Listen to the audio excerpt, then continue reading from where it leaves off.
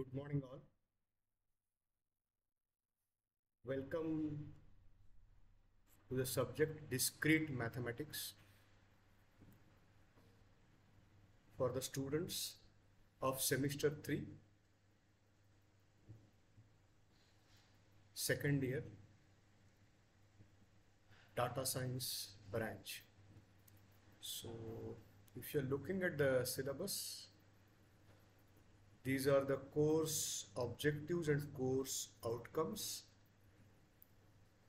wherein the course objective tells you should learn about logic, relations, inductions, random and discrete variables, graphs and trees, while the course outcomes speak about propositional and predicate logic, random and discrete variables, groups, subgroups, homomorphism, graph network and graph theory. Let us look at the syllabus textbooks. Discrete Mathematics and its Application by Kenneth Rosen. This is the textbook actually. Discrete Mathematics and its Application by Kenneth Rosen, 7th edition. Followed by Joel Mott, Discrete Mathematics for Computer Science and Mathematicians, and few references of Trimble, Sharma and Grimaldi. Let us start our learning from the first unit. Unit 1 syllabus for the subject Discrete Mathematics comprises of logic and set theory, starting with logic, propositional equivalences, predicates and quantifiers, nested quantifiers, sets, set operations, Venn diagrams, mathematical reasoning, relations and functions. This is the mapping I did for the syllabus textbooks and the syllabus contents. So let us start our learning. Today's Unit 1 learning introductory session.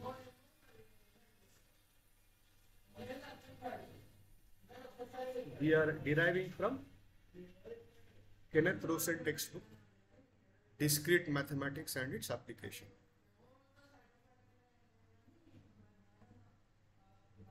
So what is discrete mathematics? It is part of the mathematics. It deals with discrete objects. What is the meaning of discrete? Which are distinct, which are unconnected elements. What can be the examples? What is the probability of winning a lottery? How to identify spam email messages? How many steps are required to do sorting? How can a circuit that add two integers be designed? Now, why I should learn discrete mathematics? So for mathematical maturity, to create mathematical arguments. If you learn discrete mathematics, it will be easier for you to connect with other core subjects of computer science, because discrete mathematics becomes the foundation for the subjects like data structures, algorithms, database theory, automata theory, formal languages, compiler theory, computer security, operating systems. Now, so if you look at the syllabus content, the first point is being taken as logic and propositional equivalence. So what are the basic building blocks of logic? They are propositions. What is a proposition? Proposition is a declarative statement. Okay. What is the meaning of a declarative statement? A fact that is either true or false, but it may not be both. Let us look at few of the declarative sentences here. And first one, Washington is the capital of USA. Second, Toronto is the capital of Canada. Third, 1 plus 1 equal to 2. Fourth, 2 plus 2 equal to 2.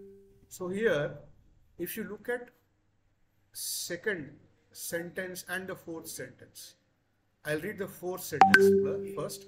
2 plus 2, is it equal to 3? No. So it's a false proposition. Similarly, Toronto is the capital of Canada. It is a false statement. While proposition 1 and 3 are true. Proposition 1 and 3 are true.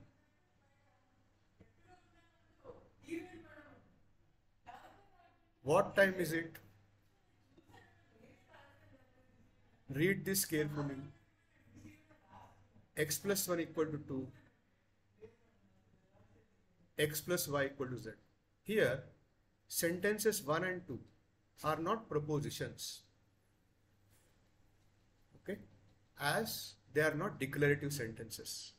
While sentence 3 and 4 are also not propositions because they are neither true nor false. But if we replace the variable x with some value, then sentence number 3 and 4 can be converted into propositions.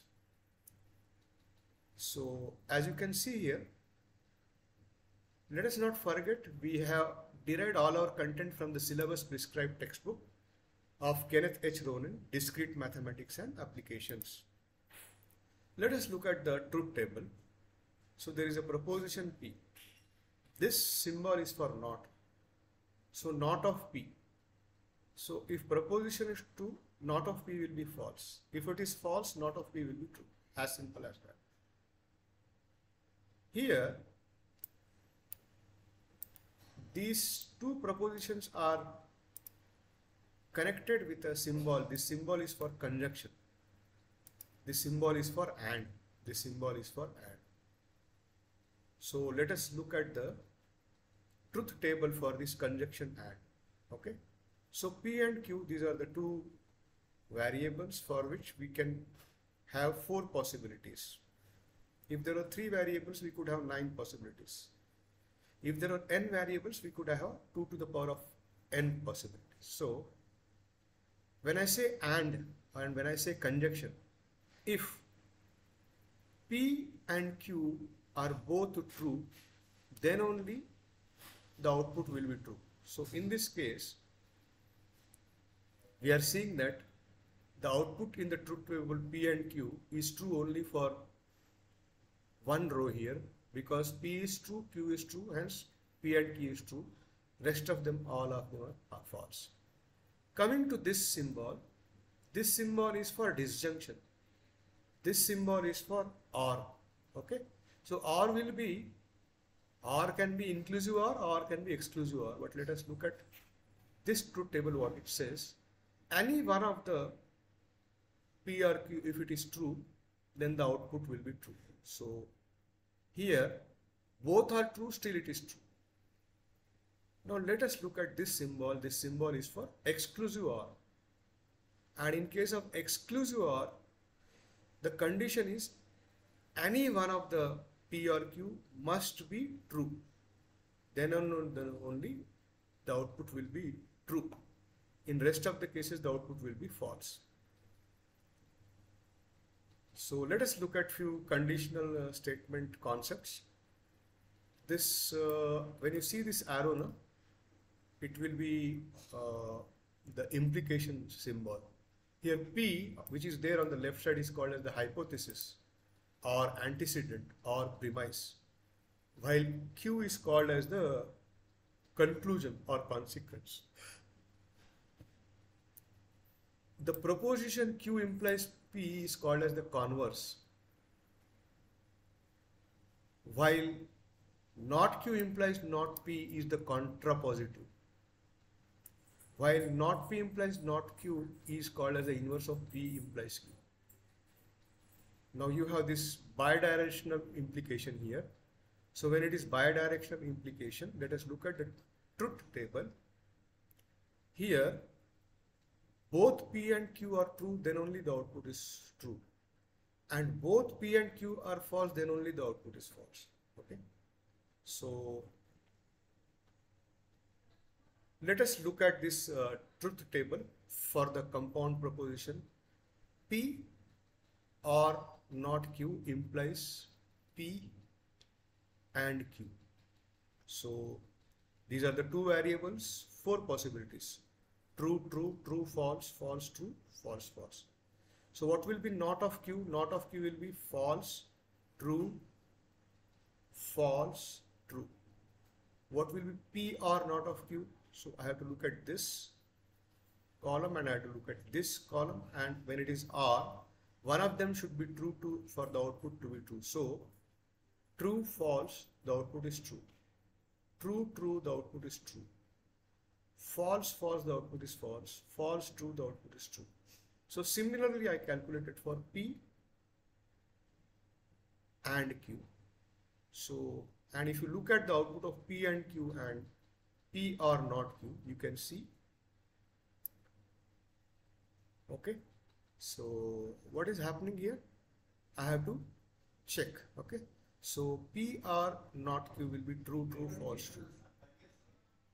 P and Q will be T, F, F, F. And you can see the implication here. You can see the implication here. T, F, T, F. Okay. Let us look at the precedence of logical operators. Not has the highest precedence, followed by AND, then by OR, then by implication, then by bidirectional implication. So it will be easier for us to relate with computer bit operations. Hence, truth symbol we are replacing with 1 and false symbol we are replacing with 0. Okay, and we'll be using these operators which are AND, OR and exclusive OR. Okay. So let us look at the truth table for OR, AND and XOR. Now what we see here is true and false are replaced by 1 and 0. So 4 possibilities: 0, 0, 0, 1, 1, 0, 1, 1. X or Y, any one of them should be true. X and Y, both of them should be true. Then the output will be true. X, XOR Y, one of them must be true, the other must be false. So this is the bit operations for OR, AND and XOR. Here you are seeing bitwise OR, bitwise AND and bitwise XOR operation on these two bit strings. You can easily calculate it here. Let us say bitwise OR. Any one of them should be true for the output to be true. So 1, 1, 1, 1, 1, 1, 0, 1, 1 and 1. Similarly, bitwise AND. Both the input should be true for the output to be true. So let us look wherever it is true. So here it is true, the output is true. Here it is true, the output is true. While bitwise XOR, one of them must be true and one of them must be false. Then only the output will be true. So true, here also true, false, here also true. So like this we'll be looking at this bitwise operation on strings. So let us stop here this as an introductory session.